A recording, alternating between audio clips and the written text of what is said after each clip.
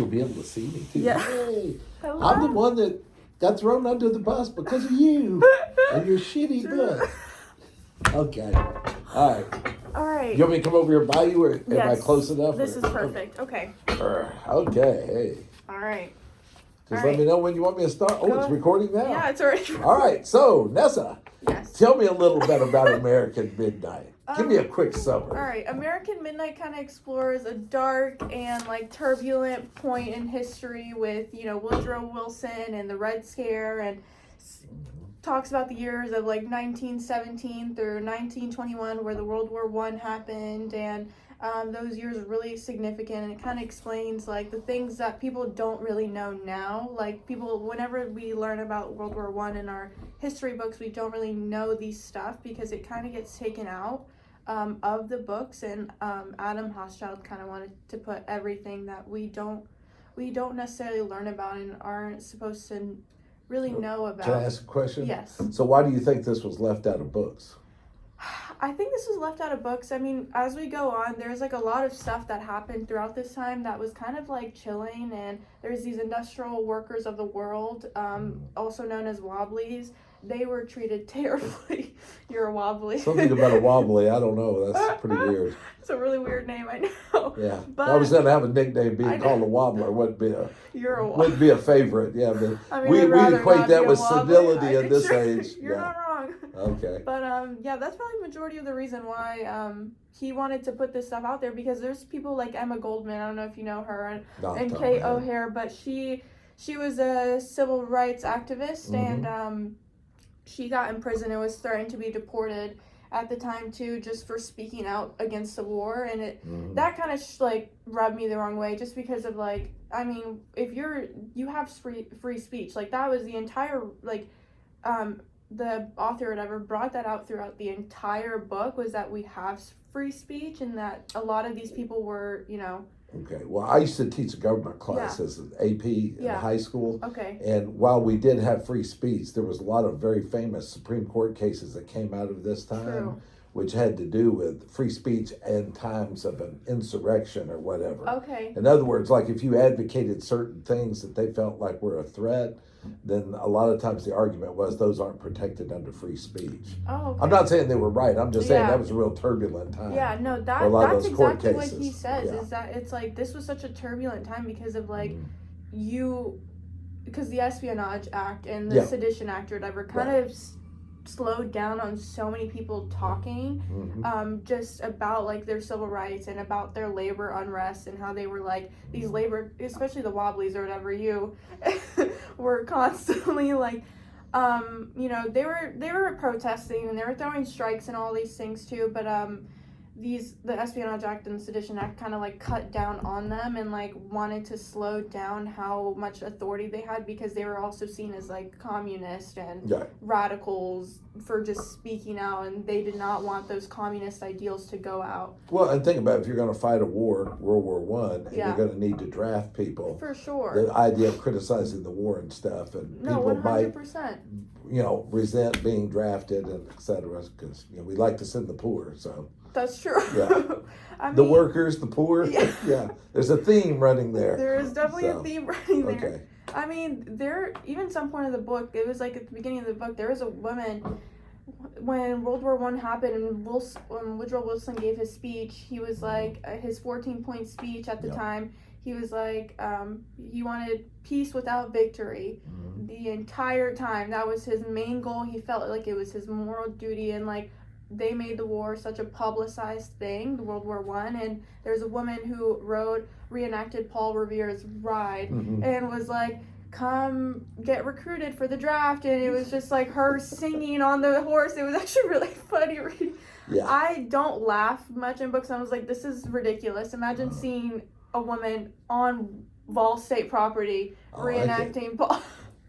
I know, I'm going to be the one that does it. Oh, you get one of these history professors to jump on the horse and give it a ride, right? Go ahead, I'll tell you a quick story real fast. My grandfather, he actually served in World War I. Did he really? Yep, absolutely did. He went to France, got gassed, got left behind too. He was a good old country boy, and they thought he was going to die, Oh my and so they gosh. wouldn't waste money shipping you back. So he was left in France to die, but because he was a good old country boy, he used to Wow. ride the rails.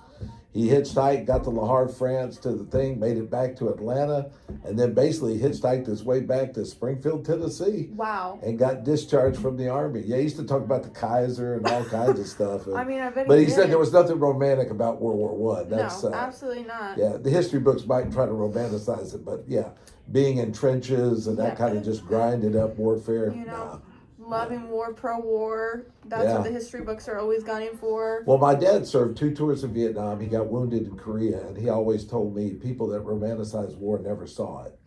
True. Because he said, you see the kind of butchery that humans are capable of. Yeah, he said, no, he I mean, wasn't. He wasn't a totally. big advocate of that. So. For sure. I Yeah. mean, even with the Vietnam War, I know it totally does not compare to my book at all, but like that was kind of heavily romanticized in some sort of ways, and like people. John Wayne, man. Yeah, it was crazy. Yeah, absolutely. Well, all right. Am I to another question? Yeah, go to another question. Oh gosh. So what was the main theme of the book? Okay, the main theme of the book. Make it quick. Okay. Yeah. It represented a dark moment in our history, like this entire era. Like Sure. I think Adam really wanted to make sure that the entire book kind of showed how dark World War One was, and how racism and people's civil liberties were constantly getting violated. Sure. And I think like things like xenophobia and like paranoia was in fear. There was a lot of fear mongering that happened during this entire time. Absolutely. So like these were things that were used to weaponize against American civilians, and like I think Adam really wanted to make that like a main point idea for the entire book. Now here's a quick one. Okay. Then. So does this relate to modern times at all? I think it relates to modern times, and just the fact of like there's a lot of anti-immigrant sentiment going on, especially. You think? No, I mean for sure.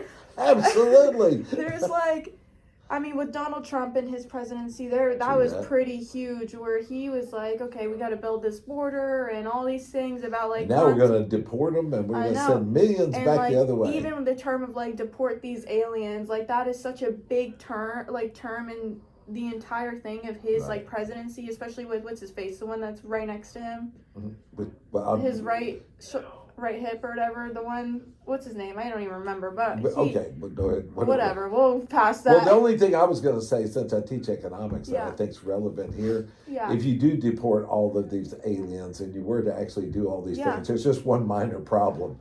The procreation rate of the average American isn't going to keep pace with the demands of a modern economy. I mean, and if we're going to send them back over across the border, I guess I'm not going to get my strawberries from Costco and my blueberries and all my other stuff. I remember what you're talking about. Absolutely. Yeah. So the bottom line is, we don't procreate at a rate that we need to have a modern growing economy. So if we're not going to do it, and we're not going to let people come in to pick them, then I guess we're going to have to pay an exorbitant price. So You're right. I'm not sure Americans are up for that I yet. don't think Americans even know that. They don't even know the half of that. Just got to take your economic class. There they go. Sign up. Okay, so let's see. What? Okay, before we get to the BS part, right? Just real quickly, right? Be honest. Why'd you pick the book? I picked this book because it was the only book no one else picked. And I wanted to be different in some sort of way. And I was like, you know what? A lot of people were picking The Color of Law. A lot of people wanted that book. A lot picked Brothers or whatever. I don't even know. And I was just like, whatever. I'm going to pick the one book no one else is picking, because that'll also give me a leg up in my class with my teacher. So you're the only person in the class that probably read this book. I think I'm the only person in the class that read this book. Well, can you, without BSing, tell us the truth? Why? What about this book? Was there something in the title that just made you realize nobody's going to want to go anywhere near this book? I saw one TikTok video. So the TikTok video is what led you to this book, huh? It's like, this book is so interesting. It talks about all these crazy things in history that no one knows about. And I'm like, oh my God, I think I'm going to pick this book. This is so interesting. Read the book. Honestly, we'll probably not remember this book in the next like month or two. Okay. Not the best read. I read things like Jane Austen, like things that are kind of hard to understand, like very old novels. So this book isn't going to be in the pantheon of all the books that you've read in your life. Not. Okay. All right. Sorry. All right. Well, anyway, before we go, hey, just want to apologize for trying to get Nessa out of class, which I really don't think I understood what the hell was going on at that moment in time. But it all worked out in the end. So yes. What time is it? God bless you and have a happy day. It's 12:16. We got plenty of time. Do you have to leave? No. Can I continue on about some interesting points? About the book? Yeah. Oh, absolutely. Right. I'm on pins and needles. Okay. So, do you know Robert Goldstein? Sounds familiar. He was the one that kind of overreached with the Espionage Act, and he made a film about America's secession from Britain. Okay. And after he made that film, he made it right before the Espionage Act came out, and once he made that film, and the Espionage Act happened, they reviewed that film and was like, okay, we're going to arrest him, and he's going to get blamed for making the film. Sure. Beautiful. Yeah. Amazing points in history. Yeah, there you go. There was a lot of citizens at the time, too, that were charged and jailed for the Espionage Act and just for things like refusing to buy war bonds. That was really big during that time. Well, I mean, if you think about it, the people that tend to fight our wars, are the poor, etc. And so if you stir them up, and they're not going to serve because you're arguing that it's not a just cause or whatever, well then, you have a real problem. So a lot of people worried about that. And I'm sure your teacher's already told you this, or professor. If you go back and look at this period of history, what's happening in what's called the former Soviet Union, is you have all those workers, uniting and stuff. And they were deathly afraid that would spread to the U.S. 100%. Because even though we're a capitalist society, we definitely exploited the hell out of workers in factories. 100%. And so a lot of people did. They were very afraid that would spread. No, 100%. And they had good reason to be afraid. I mean, for sure. I mean, that spreading would have probably. There is so many other factors that could have, added to that spread, and labor unrest was genuinely terrifying to policymakers. Yeah. Well, they were workers. I mean, the workers of the world unite, etc. Because in economics, we talk about, Karl Marx, and you talk about all those types of things. You talk about remember. Yeah, and you talk about, there you go, you remembered something. So anyway, you look at workers from the workers' point of view, the way the world was set up and capitalism and who did it favor. The owners of capital, they're the ones that got the largest share of the wealth. The problem is it's even worse now than it was then. 100%. And I keep waiting for us to have the revolution. So hopefully we'll get there. Yeah, I'm living for it. I'm hoping for it. I'm living for it right now too. I'm not feeling really strong that it's coming anytime soon. I might not be here to see it, but I mean, in the book too, Adam talks about a revolution that what's his face? Karl Marx? Palmer. Oh, Palmer. Mitchell Palmer was like, "Hey, May Day's gonna happen." Yeah. And literally in the book, that was genuinely kind of really funny to me. Was he said, Adam was like, nothing happened. Because he made it to a point where, I'm pretty sure in Chicago or Detroit, I can't remember, but there was, all these police cars were out patrolling because he truly believed that there was going to be a whole revolution for communism because the fear of, the Bolsheviks and the Red Scare or whatever, that was happening, and that was so prominent at the time. He was like, the Bolsheviks, the Russians or whatever, took control of, their economy and made it a communistic, government, and they were like, he was just like, okay, this is gonna happen in the U.S. and there's gonna be a revolution on May 1st, 1920, I'm pretty sure, and made sure that there was surveillance. Him himself went out to surveillance everything, and literally nothing happened besides peaceful protests, which made his whole candidacy, because he was gonna run for president too, made his whole candidacy look so stupid. Right. I kind of hate him, but it made his whole candidacy look so stupid, and how he literally spread so much fear to Americans, and Americans are kind of stupid. They believe anything that they see. So you think there's any parallel to that in the recent election? 100%. There you go. I'm just no political things or anything. Just so many people, regardless of any side, heard one thing from another thing, and we're like, oh, I believe this, and then I believe that. So let's see, today we have TikTok, we have all these other forms of media that basically disseminate false information, but they promote fear and ignorance, etc. And we're so bright that we still believe this. And that happened again. How we spoke about my old podcast, that happened again this election with TikTok. Of course. It was insane. I was just like, of course this happened again, but like, people are fear mongering always. I'm sorry. No, it's okay, but we're gonna have to wrap it up. Give me another quick fun fact, and we'll hit the road. I'm sure you've heard about the East St. Louis massacre. Yes. Okay, and that happened July 1917. It was an attack on African Americans, and that was fueled by like economic and social tensions at the time, especially during the Great Migration that happened. And I tell you, East St. Louis still isn't a beautiful place to go nowadays. Is it really not? No, it's not. No. I mean, they got. Wow, that was a sad moment in our history. We've got a lot of sad moments. I mean, for sure. I think there was the Tulsa, Oklahoma. Now, this will date me. When Martin Luther King got shot, I lived outside of Kansas City, Missouri, and you could see the smoke plumes coming up. Yeah. My dad was in the military, so we moved around a lot. And then outside of places like Atlanta, large African-American communities, you had riots and stuff like that. It was definitely a fearful time. I mean, when they even speak about that Tulsa massacre or whatever, and that was terrible because it was seen as like Wall Street for African Americans at the time.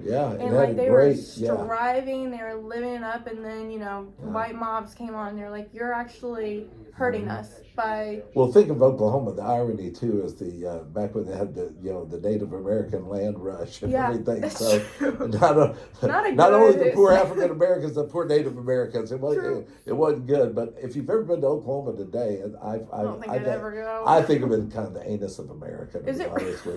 Yeah. Wait, why? It just, I don't know. It's not just because it's flat and dusty. It's just, I don't know. There's a conservatism there that has a whole different kind of vibe to it. There might be. But I will tell you something on a positive note. We can end on that. I'm sure your professor doesn't know. What? They're getting ready to build the largest skyscraper in the United States in Oklahoma City, which I find so bizarre. That is really bizarre. Because when you drive through the fabulous Mecca, which is Oklahoma, the city of Oklahoma, I can't imagine why it would necessitate to have a large skyscraper there. There would be no point to have a large skyscraper. Not at all. So anyway, all right, we got to end on that note. Take it easy. All right, you too. I think I might stay and give some more fun facts, but... Are you walking across campus with us? No. Where are you going? I parked my car over here. Oh, man, you're so lucky. I know. I got to go where it's cold. I know. I don't even want to give this test, and they're not going to... Oh, you can turn it off. And they're not going to do well.